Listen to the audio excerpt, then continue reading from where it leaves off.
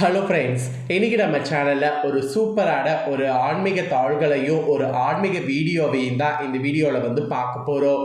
So என்ன video பார்க்க போகிறோம் அப்படிங்கிறது நீங்கள் தம்ப்நெயிலையும் பார்த்துருப்பீங்க, இன்ட்ரோலையும் பார்த்துருப்பீங்க. ஆமாங்க, இன்னைக்கு மகா வைகுண்ட ஏகாதேசி. இந்த வைகுண்ட ஏகாதேசியில் திருப்பதி ஏழுமலையான தரிசிக்கிறது கோடான கோடி புண்ணியத்தை கொடுக்கும். ஆனால் இப்போ இருக்கக்கூடிய நம்மளுடைய இந்த சூழ்நிலையில் திருப்பதி ஏழுமலையான பார்க்கறது ரொம்ப கஷ்டம். ஏன்னா இன்னைக்கு திருப்பதி ஏழுமலையான பார்க்கறதுக்கு அவ்வளோ பேர் குவிஞ்சிருப்பாங்க. இதில் நாம் திருப்பதி ஏழுமலையான பார்க்கறது கொஞ்சம் சாத்தியமற்ற விஷயம். ஆனால் திருப்பதி ஏழுமலையான் ரூபத்திலே இருக்கக்கூடிய ஏழுமலையான பார்க்கறது ரொம்ப ஈஸி.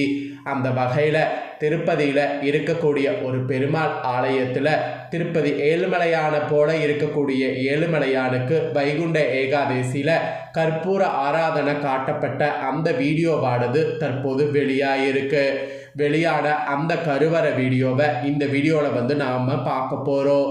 ஸோ இந்த வீடியோவை பார்க்குறது கோடான கோடி புண்ணியத்தை கண்டிப்பாக கொடுக்கும்.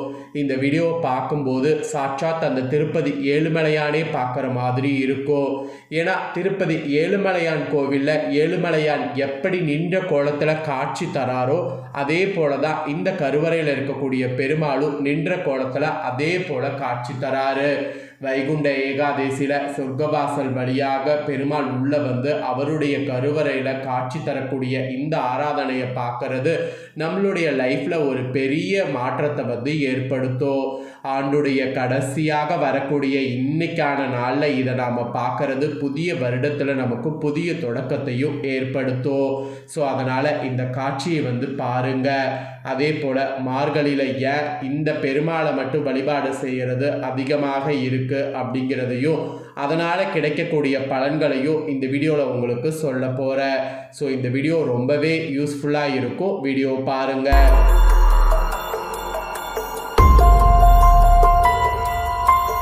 வீடியோ பார்த்தீங்களா நண்பர்களே, கரெக்டாக கருவறையில் நின்ற கோலத்தில் இருக்கக்கூடிய பெருமாளுக்கு அற்புதமான முறையில் கற்பூர ஆராதனையானது காட்டப்படுது.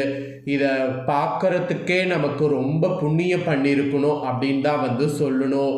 இன்றைக்கான காலகட்டத்தில் வயசானவங்க நிறைய பேர் இருப்போம், கோவிலுக்கு போக முடியாத சூழ்நிலையிலையும் நிறைய பேர் இருப்போம். அப்படி இருக்கிறவங்களுக்கெல்லாம் பெருமாள் வீட்டிலையே காட்சி தராருன்னா அதெல்லாம் இந்த வீடியோ மூலியமாங்கிறது ரொம்ப ஒரு சூப்பரான விஷயம் என்று கூட சொல்லலாம். கோவிலுக்கு போகாமல் புண்ணியம் கிடைக்காம இருக்கணும்னு நினச்சி ரொம்ப ஃபீல் பண்ண எல்லாருக்குமே இந்த வீடியோ பார்க்கும்போது கோயிலுக்கு போய் கருவறையில் இருக்கக்கூடிய பெருமாளை தரிசனம் பண்ண புண்ணியம் கிடைக்கும். அதுவும் ஸ்பெசிஃபிக்காக திருப்பதி ஏழுமலையான போல இருக்கக்கூடிய பெருமாளை தரிசனம் பண்ணது திருப்பதி ஏழுமலையானையே பார்த்த புண்ணியத்தை பெற செய்யும்.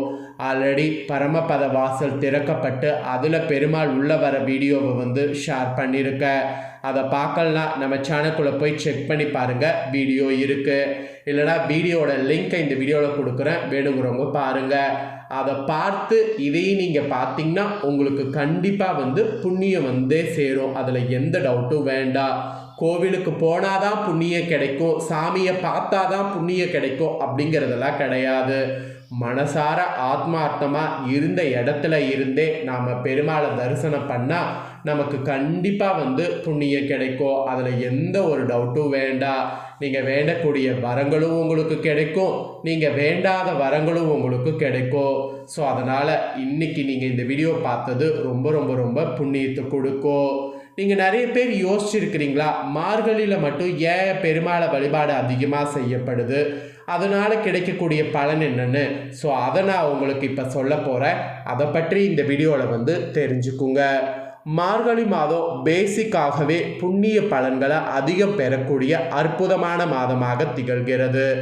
இந்த மாதத்தில் செய்யப்படக்கூடிய வழிபாடுகள், தானங்கள், பூஜைகள் இவைகள் அனைத்துமே பல மடங்கு அதிக பலனை பேசிக்காகவே தரும் என சொல்லப்படுது. இந்த மாதத்தில் நாம் பர்டிகுலராக பெருமாள் தெய்வத்தை வழிபட்டால் கூடுதல் பலன்கள் பெற முடியும் என்பது குறிப்பிடப்படுது. ஸோ அதெல்லாம் எப்படி அப்படிங்கிற சூட்சம ரகசியத்தை தான் உங்களுக்கு சொல்ல போகிறேன். மார்கழி மாதத்தை தெய்வீக மாதம் என்று கூட சொல்லலாம். இது தேவர்களுக்கும் மெயினாக கடவுள்களுக்கோ பிரம்ம முகூர்த்த காலம் என சொல்லப்படுது. இந்த மாதத்தில் அவங்க எப்படி அதிகாலையில் எழுந்து குளித்து விட்டு அவங்க நமக்கு நல்லது நடக்கிறதுக்காக இது பண்ணுறாங்களோ அதுபோல் நாமளும் இந்த மாதத்தில் அதிகாலையில் எழுந்து குளித்து விட்டு வீட்லேயும் கோவிலுக்கும் சென்று இறை வழிபாடு செய்யணும்.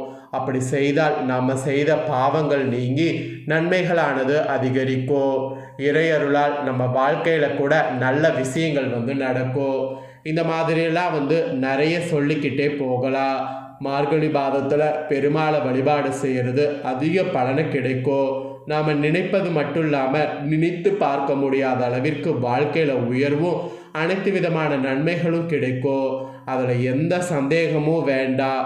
இந்த மார்கழியில் தான் பெருமாள் கோவிலில் திருப்பாவை பஜனை நடக்கும்.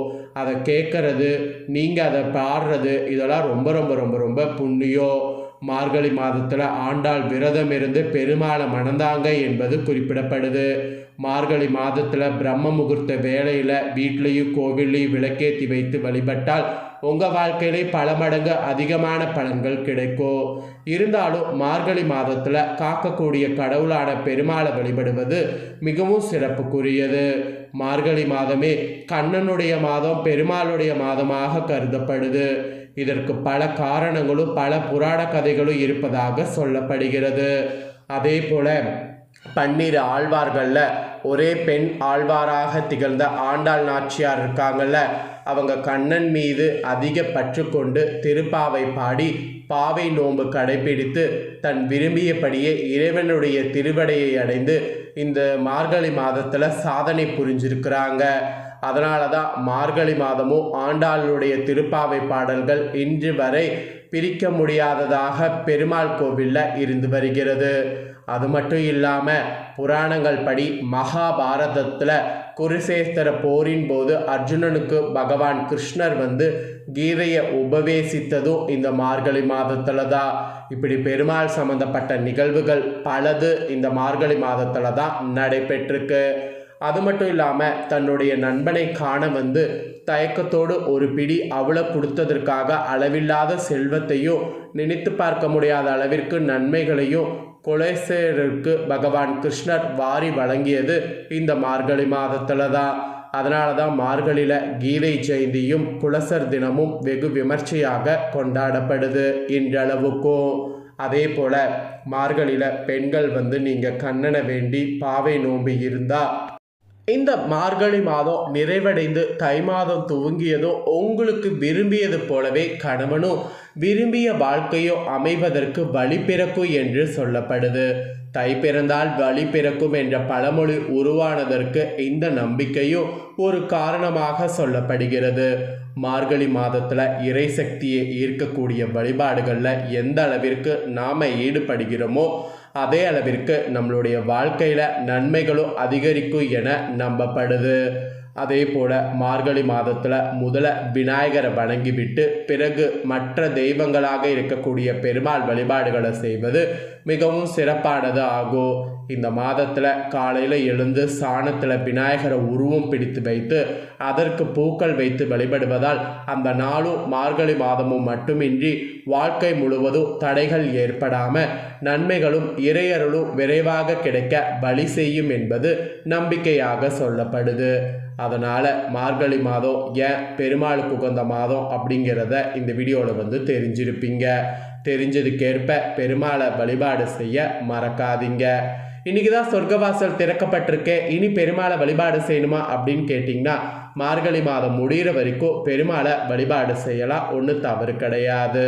பெருமாளை மார்கழி மாதம் எந்த அளவுக்கு வழிபாடு செய்கிறீங்களோ அந்த அளவுக்கு நான் சொன்ன மாதிரி நிறைய நன்மைகள் உங்களுக்கு நடைபெறும்.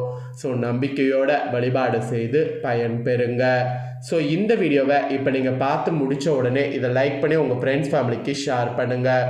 உங்கள் ஃப்ரெண்ட்ஸ் ஃபேமிலியில் இருக்கிறவங்களும் வீடியோவை பார்க்கட்டும். அவங்களும் மார்கழியில் இன்னைக்கு வைகுண்ட ஏகாதேசியில் திருப்பதி ஏழுமலையான போல கருவறையில் இருக்கக்கூடிய ஒரு ஏழுமலையானுக்கு நடந்த ஆராதனையை இந்த வீடியோவில் பார்த்து உங்களை போல் கோவிலுக்கு போகாமல் இருக்கிறவங்க கண்டிப்பாக பெருமாளுடைய ஆசீர்வாதத்தை வீடியோ பார்த்து அடையட்டும். அதனால் வீடியோ லைக் பண்ணி ஷேர் பண்ணுங்கள், உங்கள் ஃப்ரெண்ட்ஸ் ஃபேமிலியில் இருக்கிறவங்களும் பார்க்கட்டும்.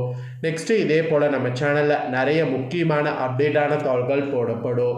அதையெல்லாமே உடனுக்குடனே தெரிந்து கொள்ளுங்கிறதுக்கு நீங்கள் கண்டிப்பாக பண்ண வேண்டியது சப்ஸ்கிரைப் பண்ணடா சப்ஸ்கிரைப் பண்ணுறது. சப்ஸ்கிரைப் பண்ணி பெல் பட்டனை ப்ரெஸ் பண்ணிட்டீங்கன்னா இனி நான் போகிற மற்ற அப்டேட்டான எல்லா வீடியோஸும் உடனுக்குடனே நோட்டிஃபிகேஷன் தெரிஞ்சுக்கொள்ளலாம். ஸோ மறக்காமல் சப்ஸ்கிரைப் பண்ணி பெல் பட்டனை ப்ரெஸ் பண்ணுங்கள். நெக்ஸ்ட் இதே போல் சுவாரஸ்யமாக வேறொரு வீடியோவில் உங்களை சந்திக்கிறேன். நன்றி, வணக்கம்.